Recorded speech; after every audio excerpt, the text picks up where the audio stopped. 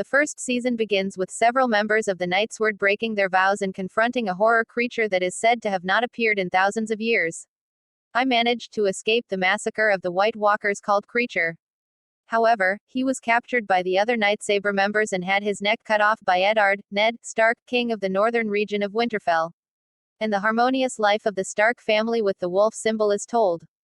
Ned Stark has 5 children from his wife, Catherine Tully, namely Robb, Sansa, Arya, Bran, and Rickon, as well as an illegitimate child, named Jon Snow, who is the same age as his eldest son Robb.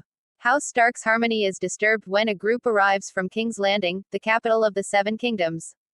There, after the death of the former Hand of the King, Jon Arryn, King Robert Baratheon asked Lord Stark to become the Hand of the King, like Chancellor. He falls ill and plans to marry his son Joffrey to Sansa. Lord Stark initially refuses the honor, but then receives a letter from Jon Arryn's wife, Lady Stark's Catelyn, sister, Lisa Arryn, informing her that her husband has been sent from the king's family, the Lannister. Suffering from addiction, Robert's wife, Queen Cersei, has died. The Lannister consists of the dwarf twins Jaime and Cersei and Tyrion. Tywin's father ruled a region in the west called Castle Rock. At the end of the first episode, Jaime pushes Bran off the tower because a 10-year-old boy catches him with Cersei. Paralyzed Bran. The first season basically revolved around the feud between the Lannister and the Starks. It's sad that the harmonious Stark house has to leave. Sansa and Arya go with their father to King's Landing, while Jon Snow chooses to join the Night's Watch. The Night's Watch is the northern guard against wildlings and White Walkers, and Lady Catelyn follows Lord Stark to King's Landing to inform her husband that Bran is indeed there. Pushed from the tower, not falling, the stranger tried to kill the boy again. On her way back to Winterfell, Lady Catelyn meets Tyrion, captures him, and takes him to the valley where Lisa now lives. Jaime goes crazy and attacks Ned Stark in the streets of King's Landing, killing Ned Stark's soldiers. One of Jaime's troops injures Ned Stark's leg. Jaime, however, gets angry at his subordinate and beats him. He then left King's Landing for Castle Rock. The interesting part is when Ned Stark says he ordered Lady Catelyn to take Tyrion hostage, even though he knows nothing about his wife's actions. Something hard to find these days. Today's leaders tend to wash their hands and hunt down their subordinates when they voluntarily make mistakes. At least the husband protects the wife, not the leader protects the staff. Please forget it. Well, Ned Stark knows a secret that Joffrey and his 2 sisters, Myrcella and Tommen, are not the biological children of King Robert, but the result of the relationship between Cersei and his twin brother Jaime. Robert's bastard son. When King Robert dies in the attack of a boar he was hunting, Lord Stark tells Cersei that he knows the truth about the children and asks Cersei and her children to leave King's Landing immediately.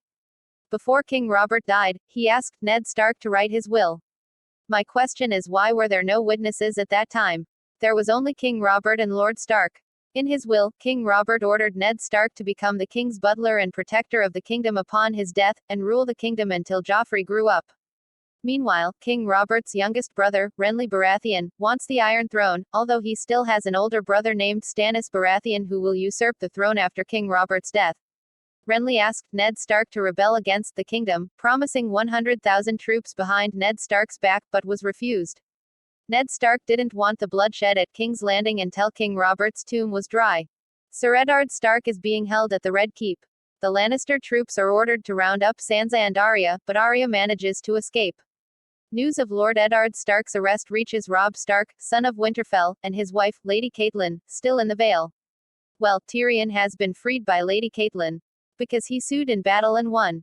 Catelyn asks Lisa to deploy an army against the Lannister to help her husband, but Lisa refuses, more concerned about the safety of Robb and Arryn's son, heir to the Vale throne.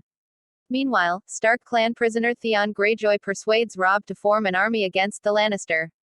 Robb was shaking because it was his first war.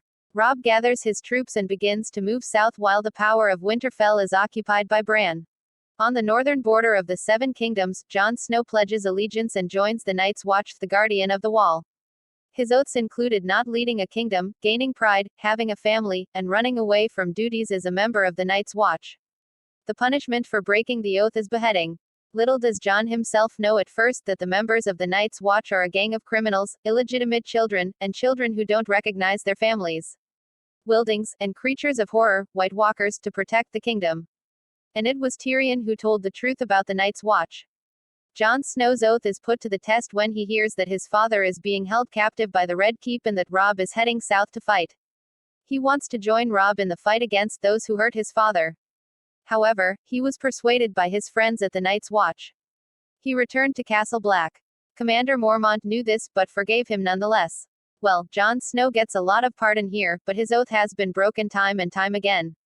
If Jon Snow is sentenced to death, I will stop watching Game of Thrones. In the 9th episode, which is the climax of each season, Robb manages to win the battlefield of Riverrun and take Jaime Lannister hostage thanks to a ruse with Tywin Lannister, which is the only good thing for Stark. Sansa pleads with King Joffrey to forgive her father if Ser Eddard Stark admits his betrayal and recognizes Joffrey as king. Joffrey agreed to the request of the girl he wanted to marry. Queen Cersei also stated that if Ser Eddard Stark did as Joffrey ordered, he would not be punished and was thrown against the wall and sent to the Night's Watch squad. Joffrey denied it. After Eddard Stark pleads guilty, Joffrey orders Sir Ilyn Payne to behead Ser Eddard Stark in front of the residence of King's Landing, in front of Sansa and Arya who are hiding behind a statue of Baelor.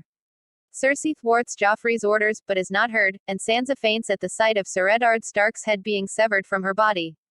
Arya herself was saved by a member of the Night's Watch named Yoren who was looking for new members. In the 9th episode, which is the climax of each season, Robb manages to win the battlefield of Riverrun and take Jaime Lannister hostage thanks to a ruse with Tywin Lannister, which is the only good thing for Stark. Sansa pleads with King Joffrey to forgive her father if Ser Eddard Stark admits his betrayal and recognizes Joffrey as king. Joffrey agreed to the request of the girl he wanted to marry. Queen Cersei also stated that if Ser Eddard Stark did as Joffrey ordered, he would not be punished and was thrown against the wall and sent to the Night's Watch squad. Joffrey denied it. After Eddard Stark pleads guilty, Joffrey orders Sir Ilyn Payne to behead Ser Eddard Stark in front of the residence of King's Landing, in front of Sansa and Arya who are hiding behind a statue of Baelor. Cersei thwarts Joffrey's orders but is not heard, and Sansa faints at the sight of Ser Eddard Stark's head being severed from her body. Arya herself was saved by a member of the Night's Watch named Yoren who was looking for new members. Have I told you about House Targaryen? I was so lazy with that story because I thought that part of Daenerys Targaryen was boring. Well, maybe it's because it doesn't directly affect the conflict in Westeros. The king was once called the Mad King, Aerys Targaryen. Aerys has sons Rhaegar, Viserys and Daenerys. It was Rhaegar who killed Ned Stark's sister, Lyanna, who would become his future wife, Robert Baratheon. Targaryen's descendants were killed, leaving only Viserys and Daenerys to escape across the strait. They fled to Pentos. In Pentos, Daenerys is forced by Viserys to marry Dothraki horse owner Khal Drogo with the promise that his soldiers will reclaim the Iron Throne in Westeros. Well, the life of the Dothraki is not human. Life has to be sacrificed during marriage. Mana girls were treated as slaves and worthless, cunning, embarrassed. Daenerys has a Westeros advisor, Jorah Mormont. This Jorah fled Westeros because he sold slaves and hunted Ser Eddard Stark for the head of Lord Commander Jeor Mormont's son. Jorah had tried several times to protect Daenerys from her brother Viserys' violent actions. Viserys even said that Jorah really liked Daenerys. But Jorah ignored him. Viserys threatens Daenerys several times to force Khal Drogo to attack Westeros, but the Dothraki anarchy causes Viserys' plans to deviate further from reality. When Viserys tries to kill Daenerys and her son, Khal Drogo immediately promises to give her the golden crown she wants. Unable to move, Drogo melted gold into a pot and spilled it on Viserys' head.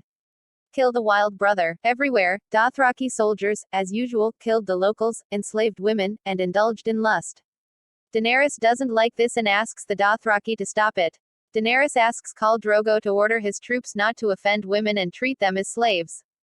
Drogo agrees, but one of his soldiers does not accept and insults Dany, Daenerys, tired of writing too long. There was a battle between Khal Drogo and his army. Drogo is injured. A witch, one of the women Dany saved, offers to help treat Drogo's wounds. Instead of healing, Drogo's wound got worse. He even fell off his horse. The Dothraki army staggered, reluctantly led by a man who fell off his horse. Dany asks the wizard to restore Drogo's healing, but the wizard asks for another life to replace Drogo's life. Drogo himself survived, but looked like an undead. The witch said that when the sun rose in the west and set in the east, Drogo would be like he used to be. Feeling betrayed, Dany asks Jorah Mormont to restrain the witch. There is a touching moment when Dany takes care of the undead Drogo. He repeatedly said, "When the sun rises over the earth and sets in the east." Then Dany put a pillow on Drogo's face and pushed him until Drogo died. On the day Dany burned Drogo's body, the wizard tied him to Drogo's bedside. He gave him 3 dragon eggs as a gift. Dany burned her with her husband's body. After the fire grew, he entered into the fire. When the fire goes out, Dany survives with 3 dragon eggs. That day they started calling her